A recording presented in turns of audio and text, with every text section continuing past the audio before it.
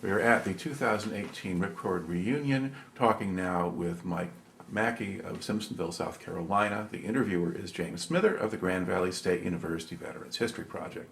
Okay, Mike, begin at the beginning. Where and when were you born? 3rd of February 1948, Crawfordsville, Indiana. All right. Now, did you grow up there or did you move around? No, my dad was in the military. We moved to Japan when I was 5 years old, and we stayed there for 2 years. So what do you remember about living in Japan? Colors. I remember a lot of colors. It was right after the war, and I remember the communists marching and demonstrating. And as a little kid, I just remember bright colors. And I remember my maid vaguely, who stayed with us, and just little Right. things. That's pretty young. Right, okay. And so where did you wind up going to high school? I went to high school really in two places. I went to Waianae High School in Hawaii, and then from Waianae we moved to Columbia, South Carolina. My dad got transferred to Fort Jackson, and then I graduated from Airport High School in West Columbia, South Carolina. Okay. And when did you graduate from high school? 1966. Okay. And what did you do after you got out of high school? I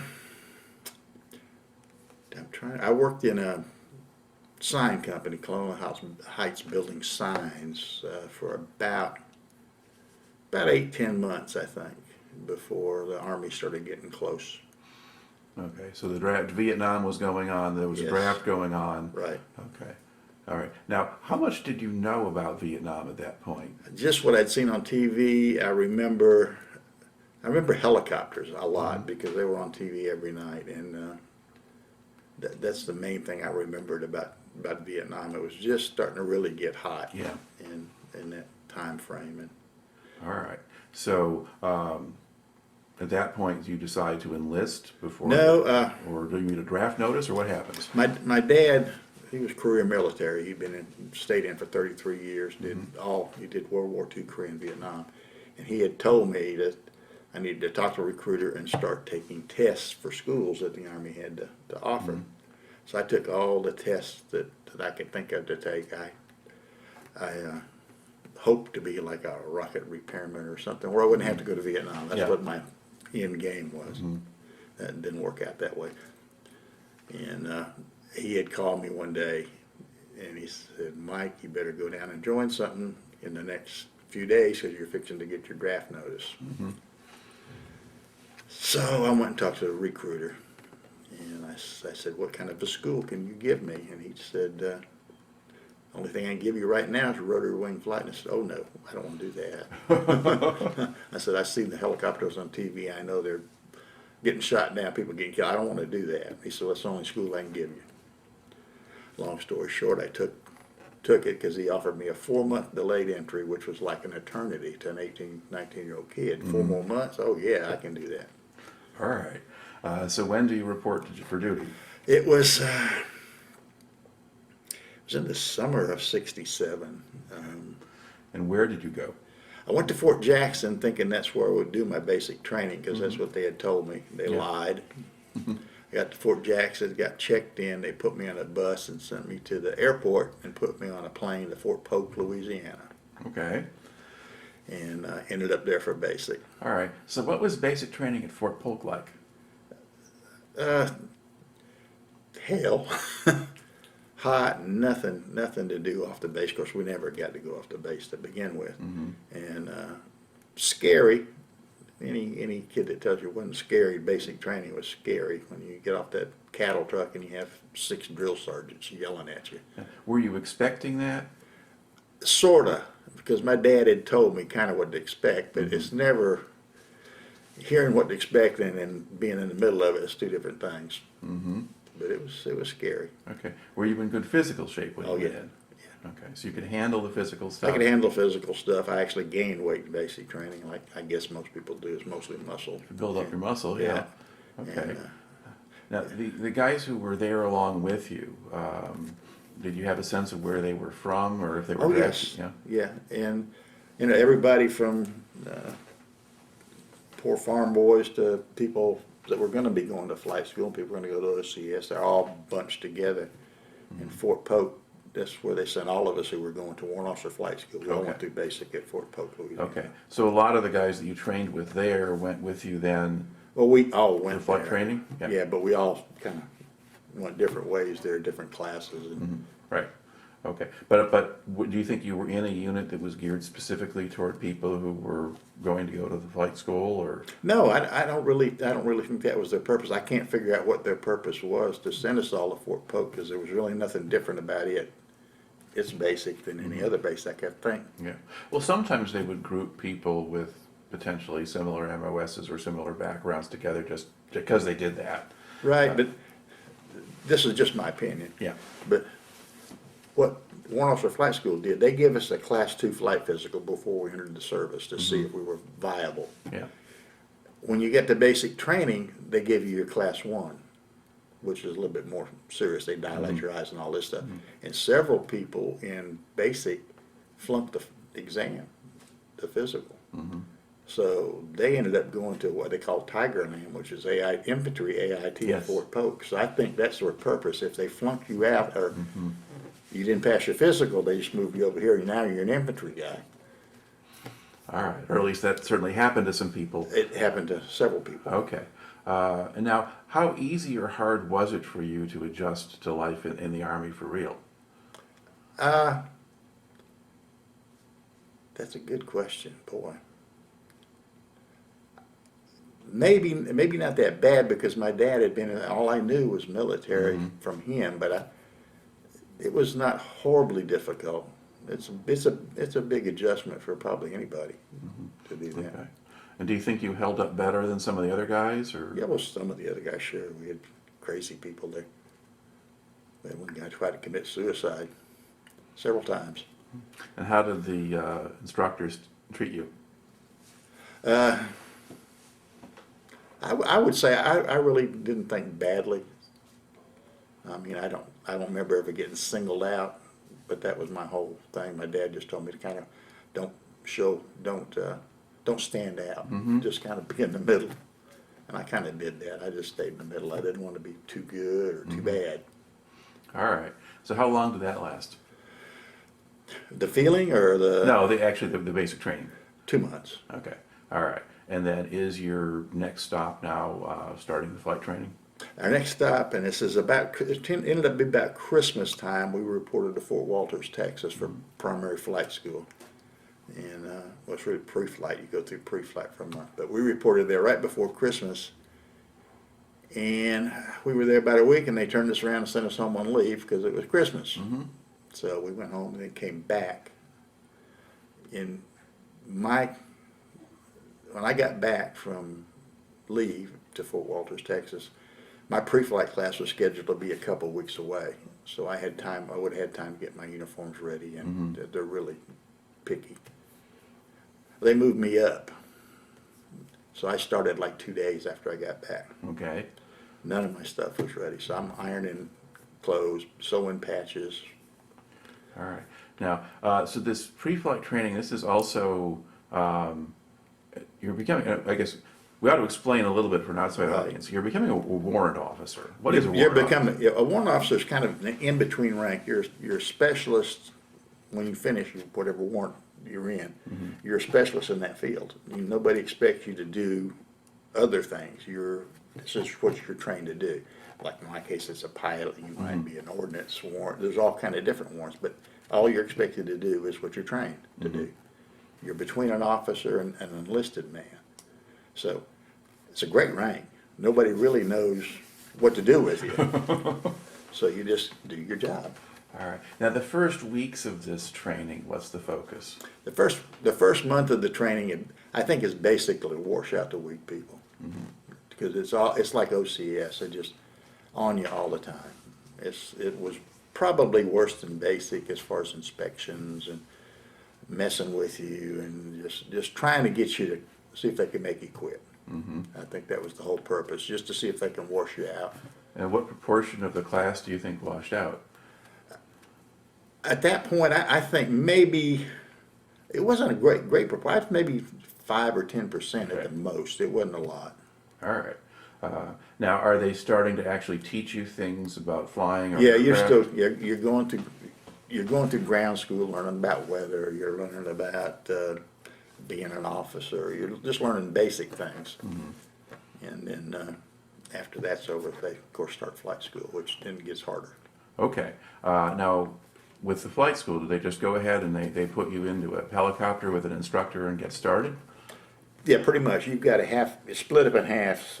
One half of the day is ground school, where you're learning about flying and all kinds of other things. And then the second half is actually flying. Yeah. And they stick you with an instructor and you find out how uncoordinated you are. All right. What kind of aircraft did you start out in? OH-13, Okay. the Korean bubble. If you ever watch MASH, Yeah. that's what it was. All right. And how easy or hard was that to fly? Initially, it was crazy. I had a judge tell me that one time. He said, flying a helicopter is like sitting on a beach ball in a swimming pool. And that's what it felt like at first. All right. And how did the process work? I mean, what kind of stuff were you, I mean, did you start with taking off, or does the instructor take off and then start having you do things in flight? Now, basically, I think we started out trying to learn to hover. He would sit there and hover the helicopter and explain what each control did. And as he explained what each control did, he'd say, okay, now you got the cyclic, which is the stick. And he'd tell you what it did, and you'd hold it. And that's not too bad. I can hold the stick. Then he'd add something. Okay, now this is the collective. This is what it does. Now get a hold of it. So now you got two things. Then he'd say, these are the pedals. You got the pedals. And all of a sudden you're all over the place. You just, it's crazy. All right. Now, how dangerous was the training? Pretty dangerous. Pretty dangerous. We had one kid in our class. He wasn't in my flight, but he was in my class. That his first solo, his engine quit. Oh. And in a helicopter, when engine quits, the procedure is to lower the collective and take the load off the blades. He pulled the collective. The blade stopped, and he died. All right. Did you have any close calls yourself, or scary moments? Yeah, maybe scary moments, but it was self-induced. I was chasing a hawk one time when I was flying solo, and I shouldn't have been. I got too close to him, and I almost went through the blades. Did stupid stuff in confined areas. I'd try to take off backwards, and I did. How old were you at this point? I think I was 19. Yeah. Okay. That may explain a lot. Yeah. But that was characteristic, I guess, of a lot of the warrant officers. A lot Right, of we you were all pretty did the young. same. We all did the same. We're all crazy. I mean, it's like a kid getting a really nice sports car. Yeah. Okay. And so, but you get through that in one piece. Yep. Once you survive that, then what do they do with you? Well, then after you solo, pretty much it's just a learning curve, getting better and better and better. You're practicing engine failures. They'll actually let you go out by yourself and fly around most of the time, and you fly with an instructor just very little, and just basically honing your skills pretty Right. much. And then once you complete that training at Fort Wolters, what do you do next? I went to Savannah to Hunter Army Airfield. We had a choice when I went through. You could go to Fort Rucker, Alabama, or you could go to Savannah, Georgia. Savannah was close to my home then, so I went to Savannah. And in Savannah, we started out flying Hueys instead of Fort Rucker. They went to OH-13s, just like I was flying in basic, but we flew Hueys in Savannah. Okay. And did you like flying a Huey better than? Oh, Lord, yes. You didn't have to worry about a throttle control. It was much smoother, much more powerful. And we were flying instrument training, which was very, very mentally challenging. I mean, you're flying under a hood. You can't see outside. You're just looking at the instrument panels and trying to fly. So it made it a lot easier for that. Okay. Did that turn out to be very helpful when you got to Vietnam? Yeah. Okay. Helpful and harmful. They teach you just enough. In flight school, they give us what they call a tactical instrument ticket. It was just enough to keep you out of trouble, but just enough to get you in trouble too. It wasn't. They could have went a little further and helped us a lot, but they didn't. All right. So how long did you stay in Savannah? It was 4 months. Okay. So when do you complete that course? Seems to me like it was in November of '68. Okay. All right. And then once you've done that, what do they do with you? Well, in my case, everybody in my flight school class went to Vietnam immediately. My dad was in Vietnam when I finished flight school. What was he doing at that point? My dad was an admin sergeant major with 30-something years in the military. So he was in a very safe place in Saigon, Yeah. just pushing paper and cutting orders and stuff. And he had volunteered to go to Vietnam to keep me from going when I got out of flight school. Okay, so because he is in Vietnam, you have a family member there, you can't go? I can if I volunteer, Okay, but I didn't. all right. So what did you do instead? They sent me to Germany. Okay, I got to Germany, and it took me about a month to feel like I was just a fish out of water. I'm thinking about all my friends that were in Vietnam. I think I'd been in Germany maybe 3 months, and my roommate from Vietnam, one of my best friends, got his jaw blown off in a Cobra. And I got to feeling so guilty. I actually volunteered to go to Vietnam okay. with Chinook transition in All Würzburg. right. Now, where were you in Germany? when you were there? Würzburg. Okay, and what was your job there? We flew around a colonel, air defense artillery colonel, to different air defense sites. It was a great job as far as aviation jobs are concerned. We had 3 pilots and 3 aircraft. Yeah, and what's daily life like in a place like that? For me, it's very boring. I mean, I was so young, everybody else was kind of old. There were only, like I said, 3 pilots, and 2 of them were married, and I'm single by myself. And that's very boring for me. Okay, and to a certain extent, you're kind of stuck on a base waiting for the colonel to decide what you're going to do? Yeah, pretty much, and I just wasn't ready to be there. I had, like I said, I was so concerned about my friends that I Right. just felt so guilty. Okay. So when do you get to Vietnam? I got to Vietnam in August of 1969. All right. And then what's the process for getting into Vietnam? Did you go home first and then? Yeah, we went home on leave from Germany, and then I went from leave, I went to Fort Rucker to go through CH-47 transition, which I think was 6 weeks or somewhere around a month to 6 weeks. Okay. And then to Vietnam. Okay. CH-47, now is that the Chinook? Yes. Okay. Now explain how that's different from a Huey. Well, it's a multi-engine heavy lift helicopter. The multi-engine, Huey's got 1 engine. If it gets shot out, you're going down. Chinook's got 2. If it gets 1 engine shot out, you're not going down. You can fly home. It's basically a safer aircraft. Okay. And harder to fly? Not really. Probably easier to fly. Okay. All right. Now how did you wind up doing that? I felt like when I volunteered to go to Vietnam, that'd be the safest course. Okay. And the Warrant Officer, we had a W3 in Germany. He advised me a little bit, and he said you should probably try to get a Chinook transition. 'Cause Okay. it's All right. better. So you have applied for that. You do that training. Right. Okay. And then in August of '69, now you make it to Vietnam. So from the States, how did they get you to Vietnam? Freedom Bird or just a commercial airliner. They'd chartered them. And where did you fly out of? I flew out of Oakland, Okay. All right. And where did you land in Vietnam? Saigon. Okay. So Tan Son Nhut? Tan Son Nhut, Okay. yeah, Tan Son. Okay. And what do they do with you once you land? Well, we landed in the evening, of course, at night. I think maybe that's probably when they all did, but they put you in a bus and they take you to the 90th replacement detachment or depot, whatever it was. And the thing I remember by getting on the bus is the screen. They had chicken wire all along the windows, and I couldn't figure out what that was for. Well, they told us before we left on the bus that it was to keep hand grenades from getting thrown into the bus.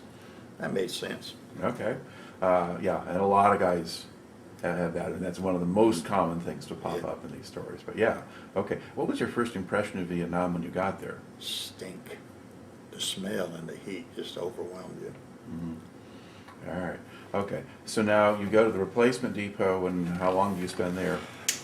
We were there for, if you go into the 101st, which I was, you're there for, I think it's 4 days. They send you through a little short course to teach you some things about Vietnam, things you can expect before they send you to your unit. Okay. So what kinds of things were on the program? Well, they showed you how sappers could get through the wire and get into your perimeter, and they showed you booby traps and, stuff as a pilot I'm probably not going to see. Yeah. But I guess if I got shot down, maybe I might see it, but still, it's just stuff that was probably good for the people who are going to be on the ground, but it wasn't that helpful for us. Yeah, and otherwise get you used to the climate a little bit and just, Yeah, funny story, and I don't know what anybody else has told you, is they give you this sleeping shirt when you get there, and it's like, it's maybe 100 and teens outside, and you're just sweating your butt off, and they give you this long sleeve shirt to sleep in. And I'm sitting there thinking, are you guys insane? I mean, I'm not gonna wear this damn thing. I gave mine away when I got to my unit. mhm. And then the monsoons came. Oh. And then I wished I had it back. All right, okay. So once you complete that, now what happens? Now they put us on C-130 and they fly us from Tanzania up to Fubai, where the 101st headquarters is at. And they had I think it was a Jeep waiting for us. Mhm. I think there were me and one other guy, two pilots that were going to the same company, and they picked Okay. us up. All right, and which company is that? Charlie Company, Playtex, Of what unit? 159th Assault Support Helicopter Battalion. Right, okay. And what kind of reception do you get when you join the unit? Hardly any. Seriously, you just come in and they tell you where you're gonna sleep tonight, and that's about it. Okay. And then when you're first there, what kind of duties or training do you get? They throw you right into the mix, best I can remember. You start out on the flight schedule. They'll put you with an experienced aircraft commander, and you start flying missions the first day or two you're there. Okay. And what kinds of missions were they flying when you started? We were flying resupply missions, mostly the artillery bases, resupplying ammo, food, anything. Hauling bulldozers, heavy lift stuff. Okay. Were you going to the Ashaw Valley at that point? We were going out to the edge, not into it, but Okay. we were still at the edge of it. All right. Now, when you're first flying as a co-pilot, what kinds of jobs do you have? Or what are you doing while the other guys actually flying the aircraft? Well, basically, the aircraft commander's in control of the missions. And the way most of them worked it is, he'd fly a load, I'd fly a load, he'd Okay. fly a load, I'd fly a load. And as you got further along and the more experience, they'd actually let you start running the missions to see if you could do it. Mhm. And, All right. And then at a certain point, I mean, how long does it take for you to become an aircraft commander?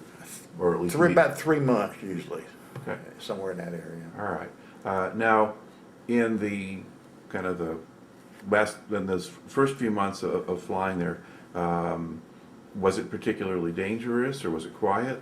That's pretty dangerous. Okay. We were up on the demilitarized zone and flying into some very bad terrain, very bad area where a lot of North Vietnamese regulars were. There wasn't Viet Cong, it was regular Army people. Mm-hmm. All right.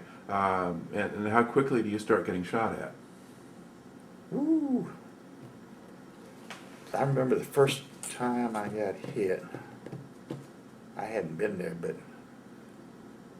maybe 3 weeks or a month, and we got hit with a 51 caliber machine gun on the DMZ. Mm-hmm. And it hit us in a fuel cell, and we started spraying fuel everywhere. Okay. So what does the pilot do when that happens? We landed at a Special Forces base, Mhm. which was right up on the DMZ, and we shut down there and checked everything out. I think they plugged the hole with bubble gum or something, just to keep it from spewing out and going through the exhaust of the engine, Okay. catching fire. Now, were you still a co-pilot at that point? Yes, yes. Okay. All right.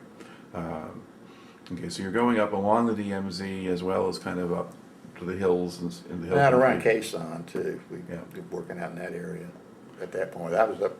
We were pretty close to Khe Sanh when we got hit. Mhm. Okay. And then how does weather affect what you do?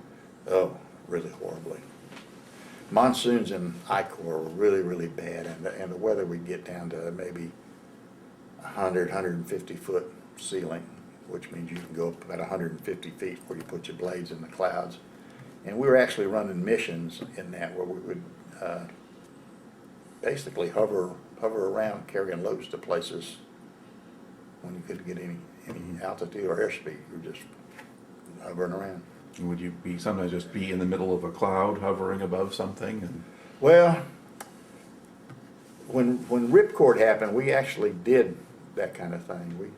They were so they put them in and then they got socked in almost immediately. They were running out of everything and begging for us to bring stuff to them any way we could. And we started shooting approaches to about the middle of the mountain. The clouds had come down about the middle of the mountain. We shoot an approach down to where we could still see, and then try to hover up through the clouds, just trying to see a little bit of ground as you could, hover up through the clouds to get stuff to them. Could people on the ground guide you at all or help? Sometimes they can guide you by sound. If they hear you coming, they tell you you come a little bit to the right, a little bit to the left, but basically, no, they can't really help other than that. And there wasn't any kind of signal system or? No, not for that. This was just improvisation. I forget who did it first. One of our, and I think it was John Wagner. He was my roommate then. I think he was the first one to try it and did it. And he told us, and then of course we all tried. Mm-hmm. All right. And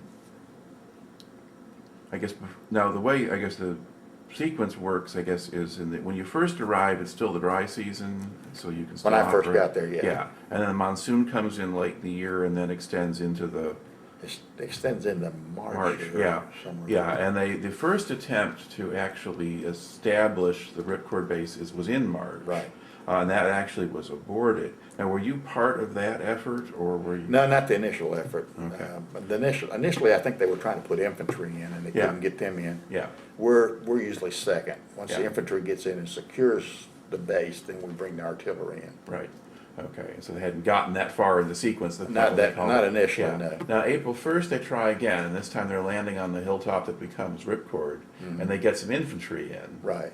Now, were you on standby for that as well? Yeah, then we got involved. Then we started bringing in the artillery pieces. Yeah. Well, the April 1st one, they left the hill. They couldn't. They were under enough fire that they called that up. So the middle of April, I guess about the 12th or something like that. I or guess. 11th. It's hard to, Yeah. I don't remember when we first But what put you them in. remember is when Right. they're actually building the base. Yeah. And now you're bringing stuff. Yeah, we're in. bringing stuff in, bulldozers, we're bringing in artillery pieces and resupplies, all kind of heavy stuff they need. All right. Were there some loads that were harder to manage than others? Yeah, Conex containers, big square steel boxes, they tended to want to flop around in the wind. And you don't want them flying too far back up behind you because they can go through your blades. They were hard to carry, you had to go pretty slow with them. And not relative to Ripcord, but downed aircraft, Cobras were very hard to haul. They wanted to fly. So the rotors would go. The way they were streamliners, for some reason, they just get lift, and they'd want to fly. So they kind of be going up. Yeah, as you're- they'd be rising up. And I was hauling one time, and we have a cargo mirror, and I looked up in it, and I see the tail boom of the Cobra up here. So we had to slow down a lot, but they were very difficult to haul. Okay. Now, what are some of the most challenging missions in terms of things to pick up or drop off? The bulldozers, you had to get really, really low on fuel to pick them up and carry them because they're so heavy. We carried other down Chinooks with the Chinook, and you'd have to get really low on fuel. We had some radio relay stations that were out around Khe Sanh that were very, very bad places to go, so we'd haul a double load. Instead of 8,000, we carried 16,000 pounds. Now, why were the relay stations bad places? They were just out in the boonies. We had no support out there, just a small team on top of a mountain that would relay radio signals. Yeah. So there wasn't a whole lot of room to land, or There wasn't a whole lot of room to land, and there was a lot of really bad guys there, and we didn't like to go but once if we had to, just drop one load off instead of going back a second time. Yeah. But there were things that they needed a Chinook for instead of Hueys. Well, yeah, because we could get so much more in so much quickly.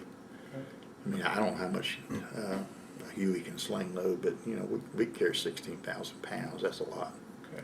Now, when the weather was okay, how much flying would you do in a day? I'd say you average 10 hours a day. Okay. When the weather was good. I had one day I flew 27 straight hours. All right. How long typically does a mission take? Our missions were funny. We had sorties. We get a sheet every morning that told us how many sorties we got. You gotta pick this up here, take it here, that's a mission. Pick this up here, take it here, that's a mission. Probably 100, if you counted them that way, 100 missions a day. Okay, because it's at the different stops. that you're Different, yeah, making. just Yeah. everything's a mission. Yeah, so you're within a relatively confined geographical area. Absolutely, we know, after you've been there 3 months, you know every hilltop, every grid square, everything. I mean, it's just in your head. You don't have them, we didn't even have a map. Okay. Now, to what extent did the latter part of Ripcord kind of stand out in your experience? Terror, just pure scared every time we had to go in there.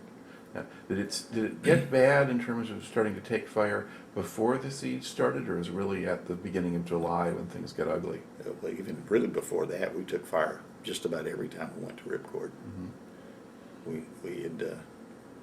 We'd alter our routes in and out, and airspeed and altitudes, and the way we came in, just trying to confuse people. It got to the point we were doing what we call a high overhead approach. You'd fly over Ripcord at 1,500 feet over it, and you start a standard rate turn either right or left, it didn't matter, and start a descent of 1,500 feet a minute. And you do a 360 right over the top of the fire base, and when you finish the 360, you were just about where you wanted to be. You just hit the load and went. All right. And would you actually land on the fire base, or would you just unhook the load? The load would hit the ground, we'd punch it off and back up in the air. All right. Now, what were the biggest dangers there? Rockets and mortars, because they would hit the pad quite frequently. Actually, sometimes quad 50 machine guns, quad 51s. They had those? Oh, yeah. So I knew they had the 51 caliber anti-aircraft guns. I didn't realize They had the those quad 50s, yeah. Yeah. Quad 51s, I'm sorry. Yeah, 51, yeah, the Americans had quad 50s. Yeah. Yeah. And then did they have heavier anti-aircraft guns too? They did, but I'm not sure they were around Ripcord. They had 37 millimeters and 40 millimeters, but I don't remember them being around Ripcord with them. Yeah. They could have been. I think it was also like a 14.7 millimeter machine gun, so they're heavy, equivalent of a 50 cal. Yeah. Yeah, so I guess that's the 51. Yeah, that's 51. Okay, so you got those. All right. Yeah. And were there altitudes or levels where you could fly that would you just get high enough they couldn't hit you, or? No. You could stay out of small arms fire. 1,500 feet is what they figured. Yeah. But it's still a 51 can reach out and get you a 37, Yeah. a 40. Mm-hmm. So yeah, I mean, you weren't ever really out of range of stuff.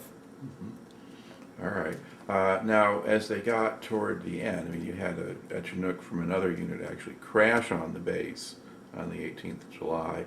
How did you hear about that, or what did you learn about it? I was right in front of him. Okay. So what did you do that day? We had shot an approach into Ripcord, and the Pathfinder had told us, we always call the Pathfinder and get a situation report. Is the LZ hot? Or, Yeah. and of course they say no, whether it is or not, because they want the stuff. So I went in and I dropped my load off, and I took some 51 fire going in. And I came out the other side, and I heard the pachyderm bird calling that he was coming into Ripcord. The Pathfinder told him the same thing, that it was not hot. And I went up on my VHF, or nerf VHF frequency, and I told him I just left there, and I did take some fire going in. And he went on anyway. We all would have done it anyway. Yeah. That's no big deal. But he got shot down. Mm-hmm. So that's how I knew about that one. Yeah. Okay. All right. And then that which crashed on top of the ammo bunker, and the whole 105 millimeter battery kind of went up. That's the day I flew 27 straight hours. Okay. So what were your other missions now? Once that happened, what were you doing? Resupplying all the fire bases around Ripcord to support them, Okay. because they had no way to fire anymore, and they were just kind of a sitting duck. So remember Gladiator and Henderson, I think, were two of the ones that we resupplied all night long. All right. And then, of course, a few days later, they give up and they decide to evacuate the fire base. Yeah. So what do you recall about that? I'm getting short then. I don't have much time left in country. Mm-hmm. And I really am not supposed to be flying anymore, because about the last 30 days, we just would fly bus runs and easy missions that weren't dangerous so that we could get home. And they were short of aircraft commanders. And I remember them telling me I was going to have to fly again. And I remember the briefing that evening and them telling us what we were going to do. And it was pretty scary. So what happens to you? We went in, I forget what number ship I was in to pick up a 155 howitzer and evacuate it. I was either 3 or 5, somewhere in the middle. There were like, I don't want to say 17, 18, I don't remember how many ships there were, but I was in the middle sort of.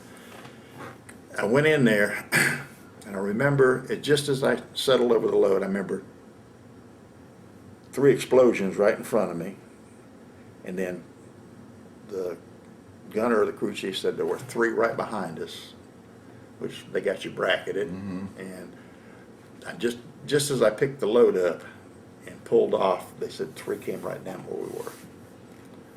And I smoked back then, and I think I smoked a pack of cigarettes in 15 minutes. And that was my last official flight in Vietnam, other than I might have flown a bus run to Da Nang or something after that, but nothing dangerous after that. All right. Now, when you got to Vietnam, was your father still there? No. Okay. Because it had worked out with the transition and everything. I was going over as he was coming back. And then as I was coming back, my brother was going over. All right. Now you're coming back at this point. How much time do you have left on your enlistment? I have, I took a direct commission, so I have probably 2 years. Okay. So at what point did you get the direct commission? I got it in Vietnam, about mid-tour. Okay.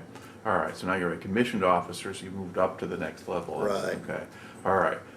And then when you come back, where do they send you next? Fort Rucker, Alabama. Okay.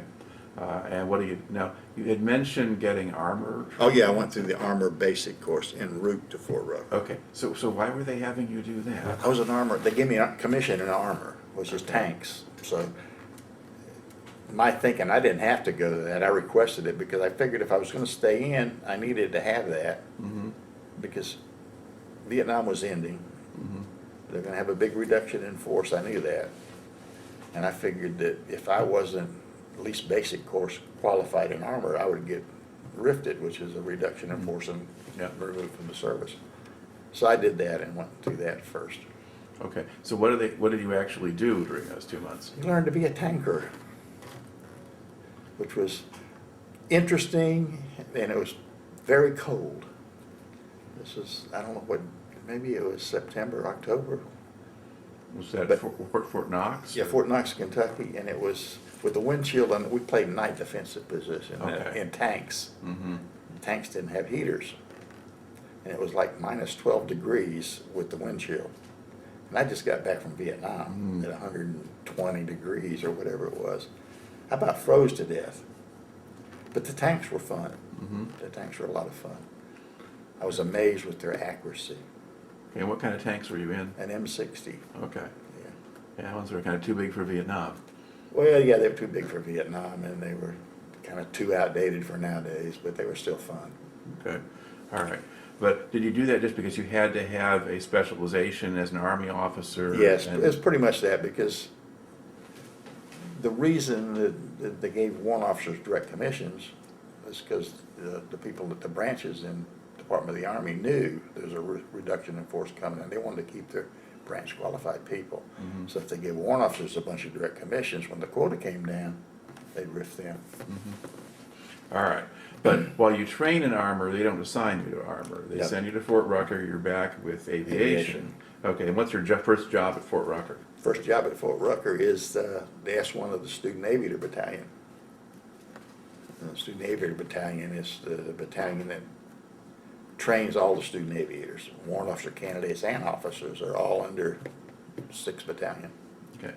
And were you doing actual training or just administrative work? Administrative work. I was admin, pencil pusher. All right. And did you like that job, or did you want to get out of it? I liked it pretty good, yeah. Except we had to go to every graduation party, and it just got to be, every week I was going to 2 or 3 parties. And, Did you still get to fly at all? Yeah. You still have to fly. You have to maintain, I think it was 80 hours a year.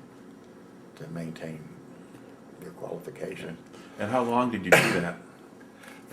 I was probably doing that for a year, a little over a year. Okay. And then did you get a new assignment after that? Yeah, Army Community Services. I was the Army Emergency Relief Officer. And What do they do? it's like a loan or a grant company for GIs that are in financial trouble. Okay. And I make the determination whether they get the money or not. And back in that time frame, it was pretty important because nobody got paid anything. It was just a struggle for enlisted people just to survive. Mm-hmm. And so, and we were kind of a direct liaison between Fort Rucker and the communities around there, which was also pretty important at that time. Okay. So what groups or institutions in the community did you deal with? I just dealt primarily with the military part of it. Mm-hmm. We had other sections that dealt with the community, but I actually didn't have to wear a uniform. I wore coat and tie to this job. All right. And occasionally I had to do a briefing for incoming wives or something to tell them what was available on a post, things like that. Mm-hmm. And we worked directly for the post commander, 2-star general. Okay. Now, did you live on the base or off the base? Off. Okay. And did you have a family at this point, or were you? Yeah, I had a wife and a little daughter. All right. Now, somewhere along the line, you had re-enlisted, or did that come No. along with becoming the officer? You just had to extend, or? No, what happens with the Army back then was when you first take commission, you have a certain obligation that you promise to fulfill. But you can make an agreement with the Army. It's called a voluntary indefinite, which I volunteer to stay as long as I want to. Yeah. And you volunteer to keep me as long as you want to. So I can stay basically until they decide they don't want me anymore, I don't want to be there. Okay. So that's what I was, voluntary indefinite. All right. And so how was it that you wound up leaving the Army? I got tired of it. I forget what year they changed to they called it the volunteer army. It was in the 73, 74. Yeah, somewhere in the mid-70s, Yeah. somewhere around there. And they just started getting some really, really bad people. They were taking anybody. And then also came down on orders to Germany. It took me out of aviation and put me in a tank company in Germany, which is, even for experienced armor officers, is a killing ground. I mean, they just chew you up, spit you out. And Why was that bad? well, they put you in the field, and so many of those guys they got relieved out there of their commands in armor. And plus, I didn't want to I wanted to fly. I didn't want to ride around the tank in the cold. So I had to make a decision. I'd been in close to 9 years, and I felt in my head if I stayed 10, I had to stay the other 10. If it's just maybe stupid, but I still thought that. So I just quit. Okay. So there's a fair amount out there about sort of decline in morale in parts of the military and stuff after Vietnam or at the end, and sometimes problems with the all-volunteer Army. But sometimes the aviation units might at least still get better people than other places, but was it still but you were even seeing that? Yeah, even in aviation, it was starting to get that away.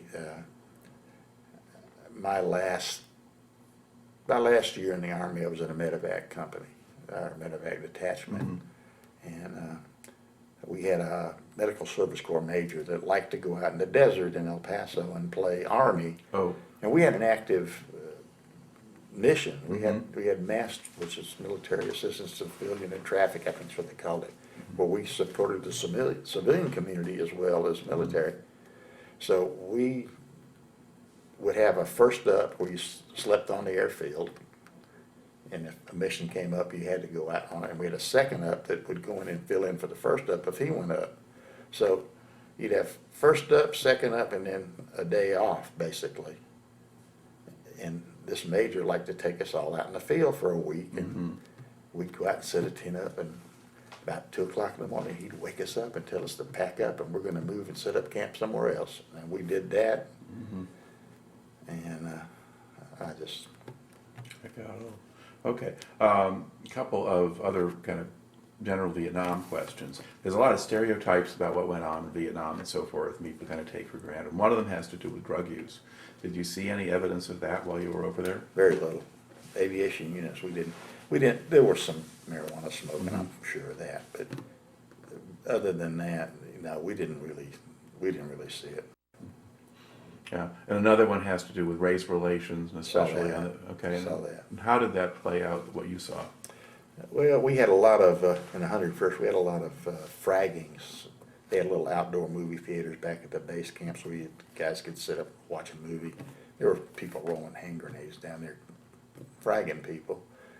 I actually had officer of the guard one night, it was either New Year's Eve or 4th of July or something, and the lieutenant that ran the perimeter told me, he said, now at midnight I don't want anybody shooting off star clusters or anything. And if they do, I want you to go take care of it. Yeah. About midnight, this Duster, a 40mm tracked vehicle, started shooting off star clusters. So I went over there like I was told, and I was beating on the back of this thing, and he finally lowered the ramp, and smoke, marijuana smoke came out like crazy. And these two black guys came out and locked and loaded their M16s. And I said, so I don't remember something to the effect of, this is Lieutenant Mackey, and you need to not be firing them star clusters. And they said, Lieutenant, you better find your ass away from here. And that's what I did. Too many officers died of friendly fire. I didn't want to be one of them. All right. But I guess for the most part, the aviation unit itself didn't have that sort of issue. No, we didn't have. I don't remember that we had too many black people, but any of them that we had there was no problem. We never had any kind of a incident. There's other guys who were sent to the rear from other places and. Yeah, usually the people on the perimeter were the dregs that other companies didn't want. They just sent them out there. So you're dealing with bad people, both black and white, but it didn't matter. You know. All right. Now, once you leave the Army, now what do you do? Let's see, I opened an Indian jewelry company with my roommate who's a West Point graduate. We did that for a while, and to me, and part-time, I was working security for Concerts West. I ran security for them in El Paso for rock concerts. And then I got in the car business. That's where I stayed for many more years. How did you wind up in El Paso? Was it? Fort Bliss, Texas, is where I got out, and that's El Paso. Oh, okay, so after after Fort Rucker, you're in Fort Bliss. Yeah, I went to Korea. We didn't get to that part. Korea, yes. Tell me about Korea. You hadn't mentioned Korea before. Yeah, I went from Fort Rucker to Korea. Okay. And I like Korea. Okay. What was your job there? I was the operations officer for a Chinook company Okay. And where were they based? in Camp Humphreys. Okay, which is near anything in Korea? Is it near the DMZ or is it? Anjeong-ri Okay. or Osan's close by. Pyeongtaek, Okay. How far were you from the DMZ? probably 70 miles, Okay, 80 so miles. you're someplace south of that. Yeah, Okay. yeah, I'm All not right. on DMZ. All right. Yeah, and so how were you spending your time there? Badly. Okay, so there wasn't a whole lot of stress there at that point, or? No, there was no stress. I was just behaving badly. Okay. How long were you there? A year. Okay, so when was that? 73 to 70, no, 72 to 73, I'm sorry. All right. Okay, so you tried on some different places at different points in Germany and Korea Yeah. and so forth, and Texas. Okay, so but the last assignment was in El Paso. Yeah, so that's when you were doing all of that with the medevac. Yeah, in El Paso, yeah. Okay. All right. So the car business. All right. So as car dealer, seller, repairer. Seller for several years. I did several different things in the car business. I was used car manager, finance manager. I owned my own little car lot for a while. I was a wholesale manager for a large multi-franchise dealership. Okay. And how did you wind up in South Carolina? I left El Paso. I partied a lot in El Paso. Okay. And I don't know whether that was from Vietnam or not, but I was having fun, I thought. Mm-hmm. There was a bar I used to go in all the time that Banditos bikers used to hang out in. I knew most of them. We were fine. But one of them I didn't like, and he didn't like me. And one night, he had a lot too much to drink, and I had maybe too much to drink. And he came around threatening people at the bar. And I decided when he got to me, I was going to hit him with a long neck bug, and I did. Well, the next day, one of my other friends in the Banditos told me I better get out of town because he planned to kill me. Okay. So I left. And it just so happened I had a friend who had a friend he ferried aircraft for a living, and he was ferrying one to Myrtle Beach from El Paso. Mm-hmm. And I told him, well, I'll fly co-pilot for you and help you fly and navigate. And he said, fine, come on. And he dropped me off in Columbia, and that's how I got back there. All right. So what year was that? That was 1980. Okay. All right. And so what kind of career then did you have after that? Or you stay with cars? Or? Yes. Okay. Sadly. All right. Now, so how do you think you've been suggested a little bit? Do you think? I mean, have you been diagnosed with PTSD or anything like that? Oh, yeah. And when did you kind of Find out. find that out? Yeah. I actually, I didn't know the VA could do anything for us because they never told us anything good that we could look for help. Yeah. Well, one day I had I forget, it was the back of my hand, I had something just start popping up, and it scared me. I thought it was skin cancers, and it turned out to be that, but it was not a bad one. Mm-hmm. And I had no insurance, so I didn't know what the hell I was going to do. So I figured I might as well go to the VA and see if they can help me. And I go out there, and I get a very nice old doctor, and he told me all the things that they could do for me. He looked at that, and he set me up with the cancer people, and set me up with a psychiatric evaluation or something, where I went and I actually talked to a lieutenant colonel in the Army who had been prior service in he was a lieutenant colonel in the Army, in prior service in the Marine Corps as a machine gunner in Vietnam. Mm-hmm. So I was talking to him, we were having a discussion. He was asking me questions, kind of like you're asking me questions. And he said, you know you have PTSD? And I said, no, I don't. He said, yeah, you do. I said, no, I don't. So they set me up with the shrink. And I went to this shrink VA shrink for probably 10 years. Mm-hmm. And she finally just wrote a letter and said, yeah, you screwed up. Mm-hmm. But I don't know, I guess they base a lot of I changed. I must have worked for 30 different people after I got out of the military. I just was everywhere. If somebody pissed me off, I quit. Mm-hmm. I didn't care if I'm making $100 grand a year. I'm not gonna. If I think I'm right, I'm gonna leave.